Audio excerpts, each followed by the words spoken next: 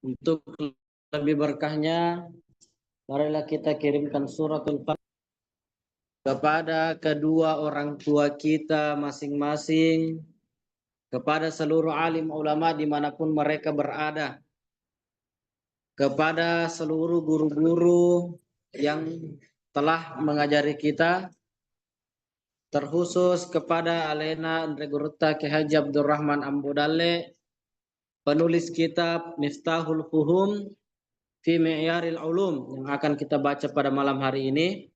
Terkhusus pula kepada Alena Al-Ustaz Al-Haj Muhammad Azwar Komaruddin selaku pimpinan Pondok Pesantren Dede Abrat yang pertama. Ala hadhihi niyah wa kulli niyatin salihah. Al-Fatihah.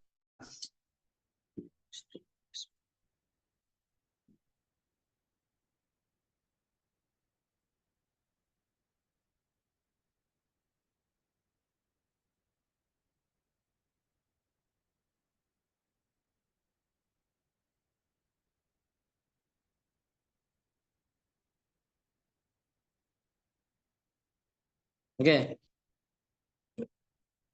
Sanastami dirasatana al-an fil kitab Miftahul Fuhum fi Mi'yaril Ulum. Kitab yang membahas tentang ilmu mantik atau ilmu logika.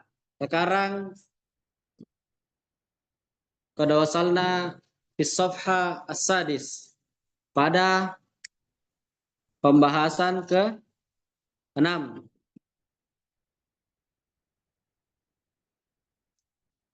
Tamrin, ma mana tamrin? Ya, latihan. Ma huwa ilmul mantik? Jadi soalnya nomor 1, ma huwa ilmul mantik?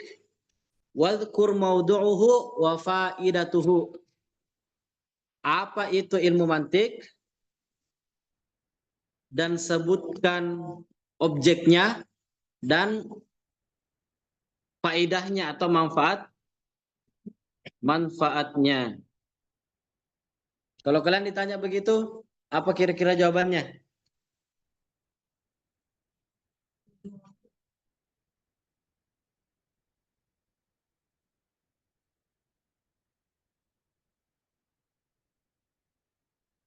Ma huwa ilmu mantik? Ilmu mantik adalah ilmu yang mempelajari tentang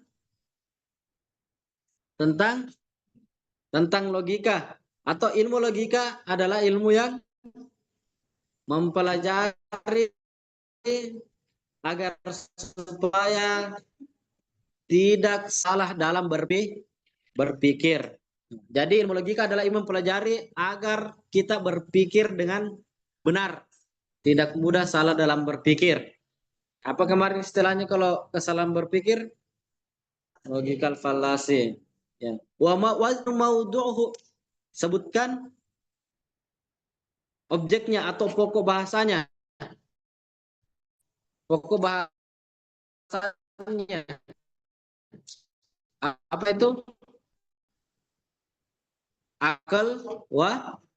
Jadi apa yang dibahas tentang logika ini adalah akal dan cara tak berpikir. Apa manfaatnya?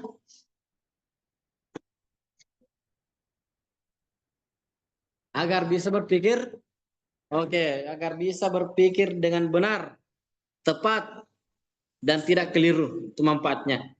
Selesai soal nomor 1. Ma huwa ilmu mantik, maudu'nya dan faedahnya. Soal nomor 2. Di situ. Bimada yatawassalu ila tahsilil majhul? Dengan cara apa kita mengetahui sesuatu yang belum diketahui? Ya. At-tasawuri wa tasdiki, belum diketahui secara tasawur dan tasdik. Ya. Untuk saat ini kita katakan saja tasawur dan tasdik. Sebelum itu kita jelaskan dulu apa itu tasawur. Tasawur itu kita belum mengetahui bendanya, objeknya, zatnya. Kalau tasdik kita belum tahu tentang apa proporsi dari benda tersebut. Umpama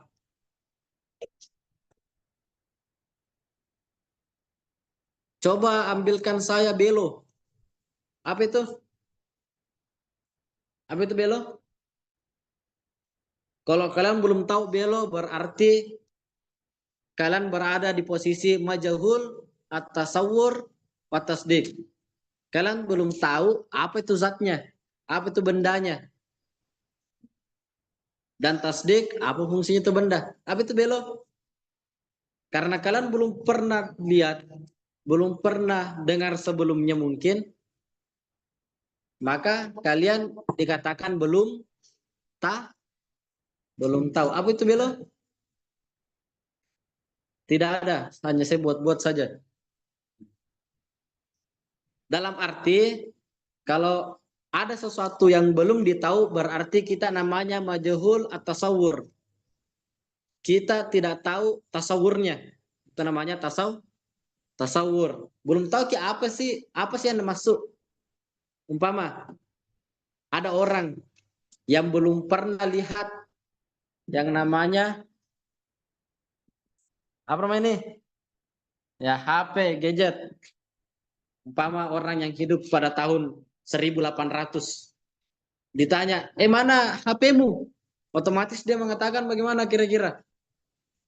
Apa itu HP? Tuh? Begitu tuh? Nah, karena kenapa dia belum tahu tasawurnya. Oke? Paham tuh? Oke. Sekarang lagi. Itu tasawur. Kalau tasdik bagaimana? Tasdik itu dia sudah tahu tasawurnya tapi belum tahu proporsinya itu benda. Umpama ada orang nah tahu itu moleng, kalian tahu moleng ya, tapi tidak tahu apa fungsinya. Atau umpama api, apa tasdiknya api? Panas dan membakar. Jadi tasawurnya api, ya api. Tasdiknya apa? Api itu panas dan membakar. Maka kalau ada sesuatu yang panas, membakar, maka di situ ada api. Itu perbedaan antara tasawur dan tasdik. Perbedaannya.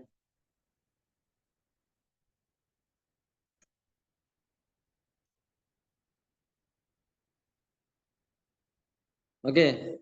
Dengan cara apa ila tasil majahul tasawuri atas diki. Dengan cara apa kita mengetahui sesuatu yang belum diketahui?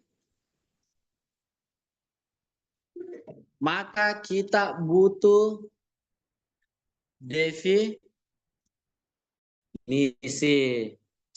Umpama ada orang dia belum pernah sama sekali melihat yang namanya mata ini ya, kolam suatun atau songkok peci. Ada orang belum pernah lihat yang namanya songkok. Lantas kalian katakan, mana songkokmu? Terus dia bertanya, apa itu songkok? Maka kita perlu yang namanya definisi. Apa itu definisi? Ya, ciri-ciri. Apalagi? Penjelasan. Apalagi? Apalagi? Bisa ada yang lain muncul dalam otak tak? Apalagi? Apa? Tidak jelas syarat. Kegunaan. Apalagi? Apa? Contoh. Penggambaran. Oke. Definisi itu secara bahasa berarti membatasi. Membatasi apa? Membatasi sesuatu agar sesuatu itu nampak jelas. Contoh, ada songko jelas kalau didefinisikan. Kalau kita umpama bilang, apa kira-kira kalau kalian jelaskan songko? Songko adalah apa? Yang digunakan saat salat. Jelas Mika? Belum, karena kita bisa juga pakai sarung salat, bisa kita pakai baju, pakai sorban, toh berarti belum jelas. Nah, batasi lagi. Apa itu? Apa Nasril? Yang melindungi rambut. Apa sudah jelas? Belum. Karena kenapa? Kalau kita pakai helm umpama, helm juga bisa dipakai sholat selama rapat dahi. Kita bisa pakai topi. Ah, batasi lagi. Apa lagi? Apa lagi? Mirip topi. Tah? Tapi apa sudah jelas? Belum. Apa lagi? Hah?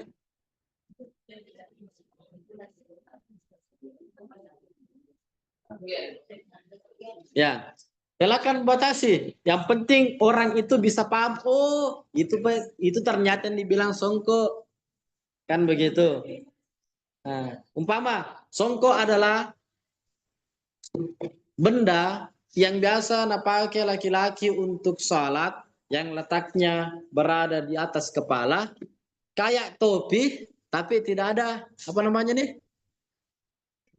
Apanya namanya nih? Nah, tidak ada pelindungnya di depan. Nah, umpama begitu. Kalau begitu sudah jelas. Tapi perlu lagi disejelas, umpama. Tapi bukan anuna, bukan kupluk. Umpama. Oke, itu salah satu cara menjelaskan. Umpama lagi, ada mana pulpen tak coba angkat?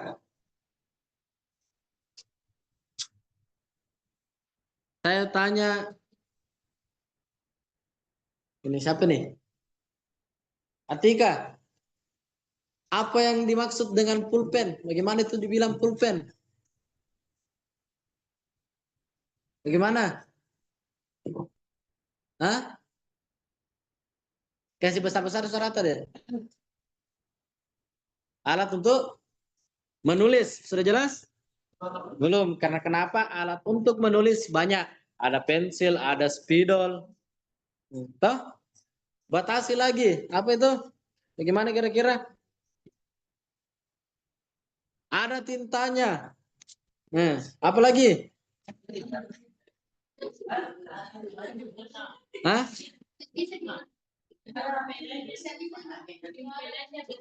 Nah, umpama ujung penanya punya besi, ada bolanya. Kalau kalian perhatikan pulpenmu itu ada bolanya di ujungnya itu. Hah? Nah, apa lagi? Belum jelas. Hendak umpama, umpama tidak ada bendanya nih. Ya, umpama pulpen itu sesuatu yang dipakai menulis, bentuknya kayak batang kecil, kira-kira panjangnya sejengkal, yang umumnya biasanya warna hitam, tidak bisa dihapus, ya. Apalagi? Apalagi? Biasa bawa-bawa orang, paman. Kalau begitu sudah agak lebih jelas, tapi belum lagi dibedakan sama spidol. Toh? Gitu? Kira-kira apa nih? Sekelingking besarnya. Kalau begini, jelas itu? Sudah jelas. Nah, itu fungsinya definisi. Untuk mengetahui sesuatu yang belum diketahui, maka kita perlu definisi.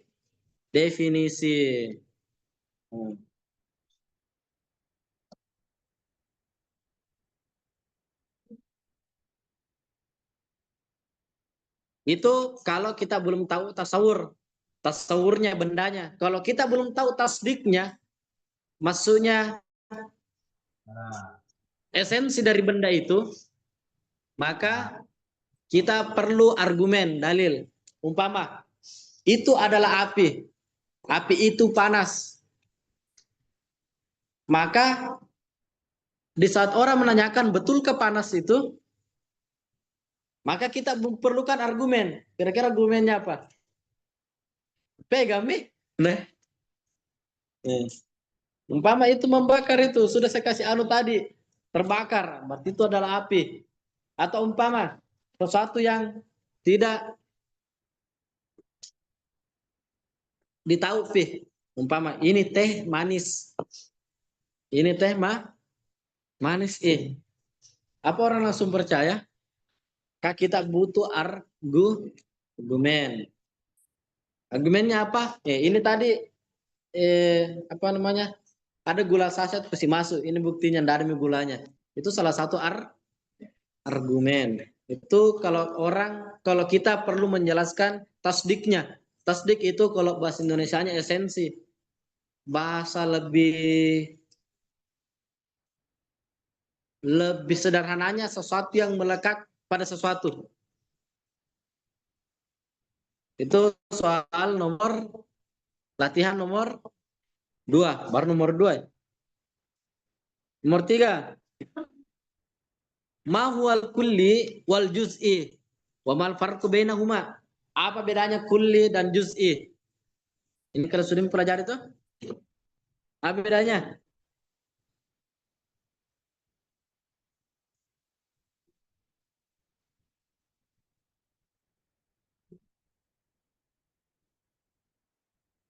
Kalau kulli bisa mencakup banyak sesuatu. Contohnya, di sana ada orang.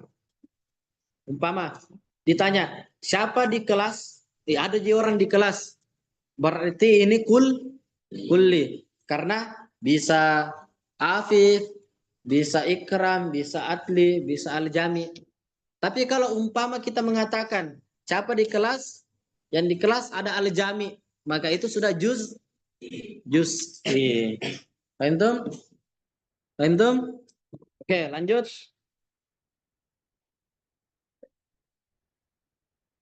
Kalau kulli itu umum, bisa banyak. Umpama tadi di kelas. Kalau kita katakan ada orang di kelas, berarti itu sifatnya umum. Bisa Atilla, bisa Nabil, bisa Raja, bisa Kaisar. Itu kalau kulli. Umum manusia atau orang. Tapi kalau kita bilang di kelas ada Kaisar, berarti dia karena hanya berlaku untuk satu orang. Kemudian nomor 4, mal kulliyatul khams. Apa itu? Apa kemarin diartikan kulliyatul khams? 5 hal universal. Al kulliyatul khams. Wadhkur ta'rif kullu ma'tamthil. Dan sebutkan pengertiannya dan contohnya. Tamthil juga bisa artikan contoh. Berasal dari kata masalun. Makanya bahasa Indonesia kita biasa bilang misalnya. Biasa tuh? Misalnya ini. Itu berasal dari kata Arab, bahasa Arab, masalun, atamsil. Apa itu yang pertama? Jins. Apa itu jins? Jenis umum. An-naw, khusus. Al-fasal, ya, ciri khas membedakan. Am, am, al-amnu atau umum. Apa itu? Ya, sifat yang bisa berada pada banyak hal. Kemudian khos. Apa itu khos? Kekhususan.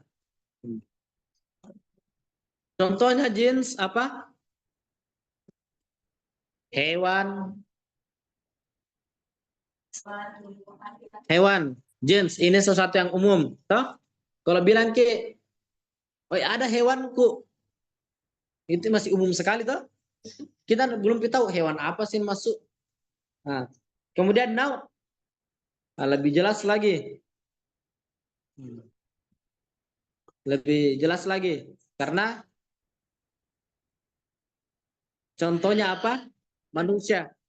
Di dalam ilmu mantik itu dikatakan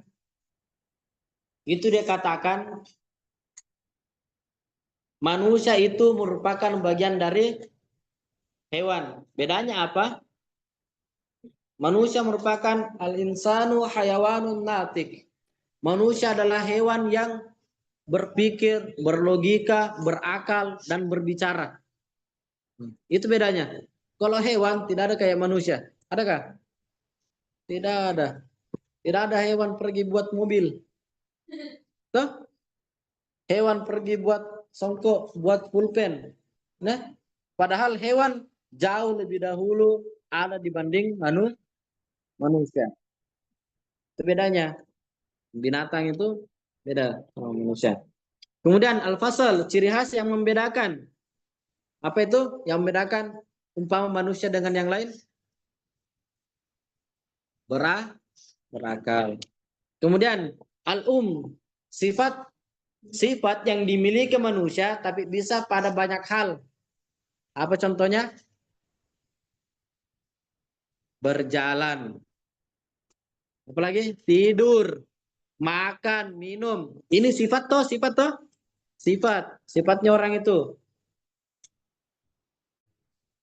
Tapi bisa juga dimiliki oleh binatang. Binatang bisa jalan, bisa minum, bisa makan, bisa tidur. Oke? Kemudian host, apa contohnya? Tertawa. Apalagi? Berlari untuk kuda. Seperti itu. Ya, intinya sifat khususnya manusia. Sifat khususnya manusia. Kalau hostnya, umpama apa hostnya Ridwan? Jarang tidur. Hah? Jarang tidur kalau pengajianku. Toh? Jadi, alhamdulillah. Kemudian nomor 5.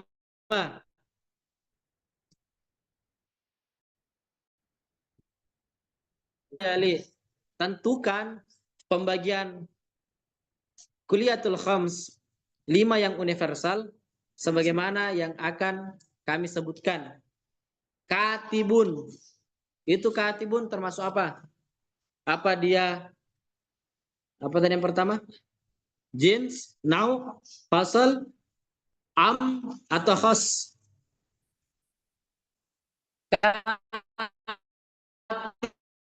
Katibun.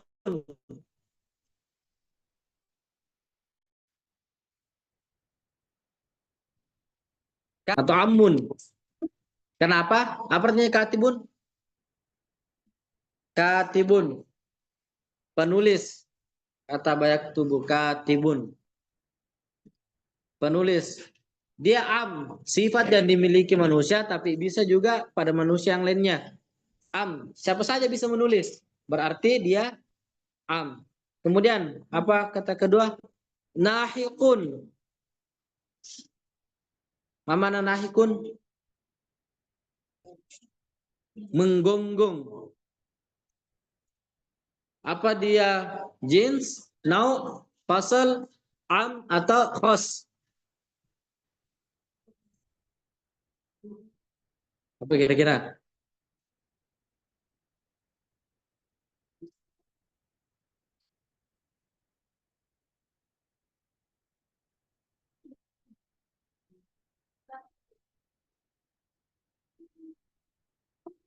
Kalau kita berbicara tentang makhluk hidup, maka dia masuknya di host. Karena kenapa? Hanya anjing yang menggonggong dan spesiesnya anjing, serigala dan semacamnya. Kemudian mustasfa, mana mustasfa? Rumah sakit. Rumah sakit itu jinsun, naun, faslun, amun atau khosun. Apa?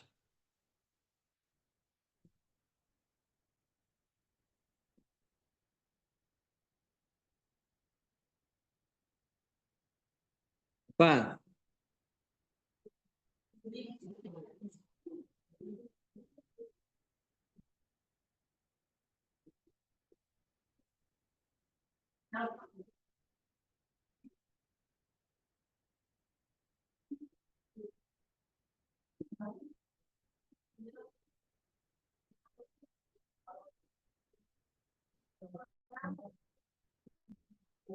Apa?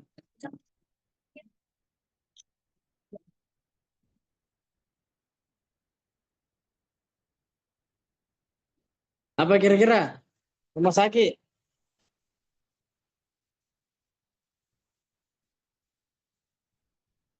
Dia masuk dari nah. Kemudian apa lagi?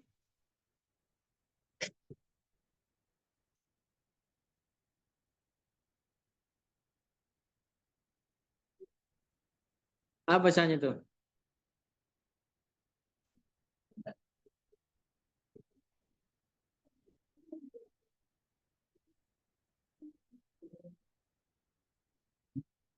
Jumadun. Mana Jumat?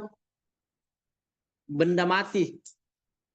Benda mati itu apa dia jinsun, nau, fasal, amun atau khosun? Hah?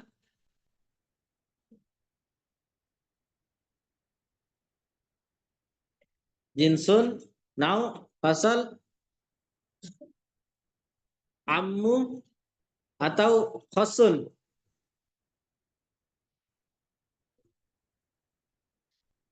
Dia masuk di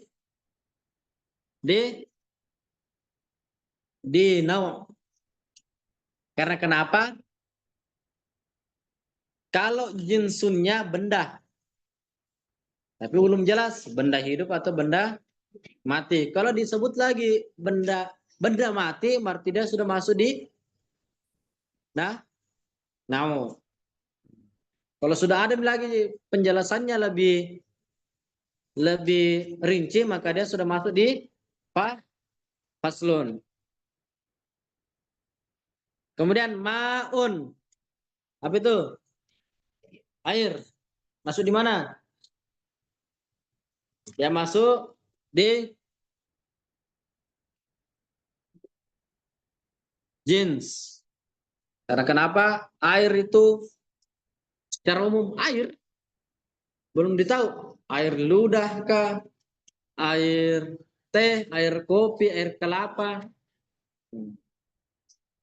Kalau masuk lagi di air kelapa, maka dia sudah masuk di nau. Kalau air kelapanya mau lagi diperinci, umpama air kelapa muda, maka dia sudah masuk di pasal. Seperti itu. Terakhir, bukan. Harun. Harun. Panas. Dia masuk di mana? Panas.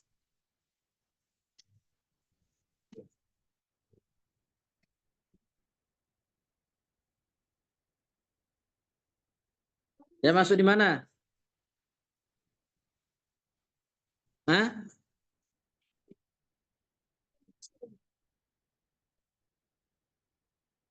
Dia masuk di mana?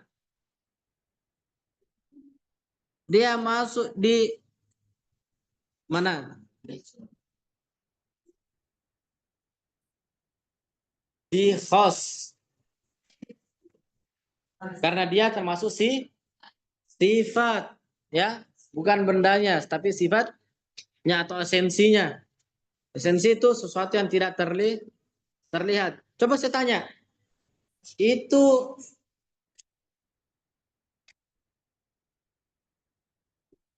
es dingin atau tidak? Mana dinginnya? Mana dinginnya? Kalau kalian dipukul, sakit atau tidak? Mana sakitnya? Ah, tidak kelihatan tuh? Nah, itulah termasuk sifat atau esensi dari sesuatu itu.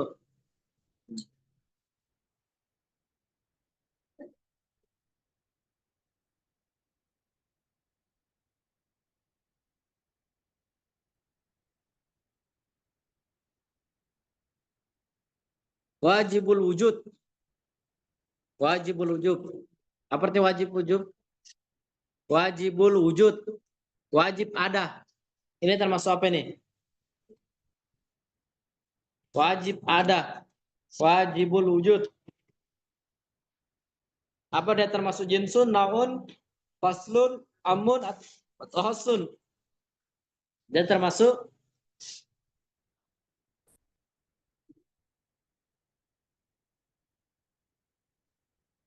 dia termasuk hos. Tuh.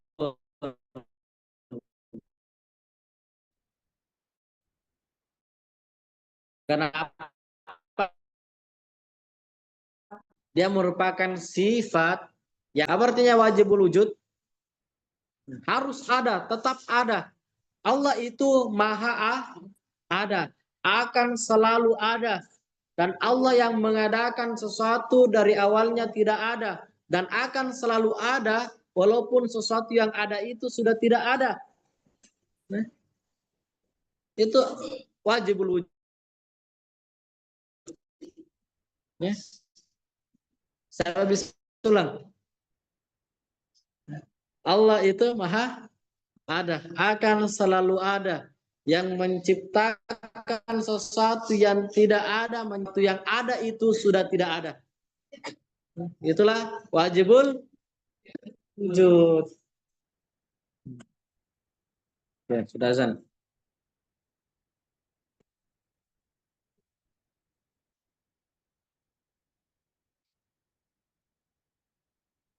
Jadi pada malam hari ini minimal kita tahu pertama cara apa itu tadi definisi. Apa tadi artinya definisi? Membatasi sesuatu agar tampak jelas.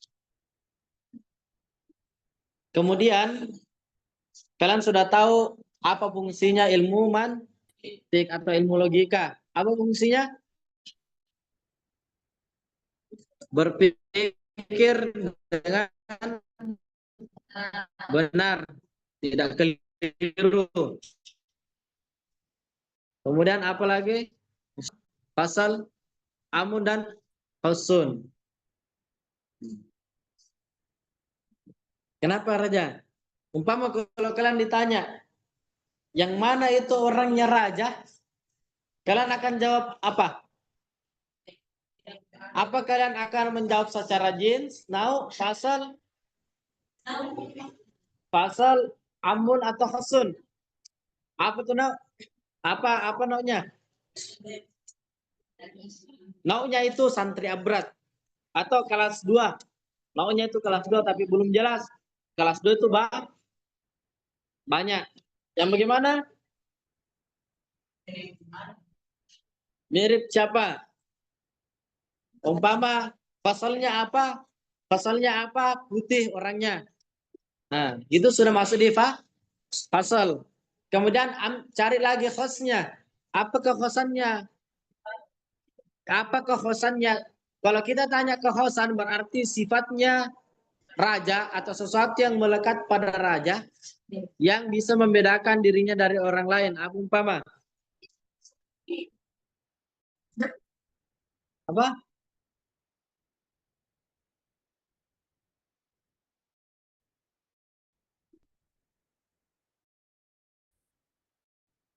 Kalau kita bilang langsung pipi, dia masuk di fasadnya sifatnya. Ah, umpama yang sifatnya polos, umpama, atau yang sifatnya yang rajin sekali. Eh, umpama. Buktinya dia tadi paling rajin, terlambat masuk masjid. Nah, nah. Oke. Okay. Subhanakallahumma bihamdik la anta astaghfiruka wa atubu ilaik. Allahumma salli afdal salat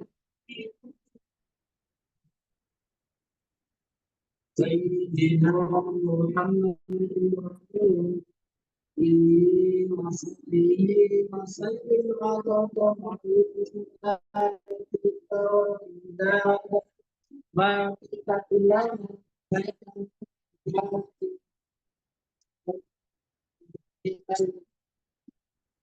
ulang-ulang dan panji belakang.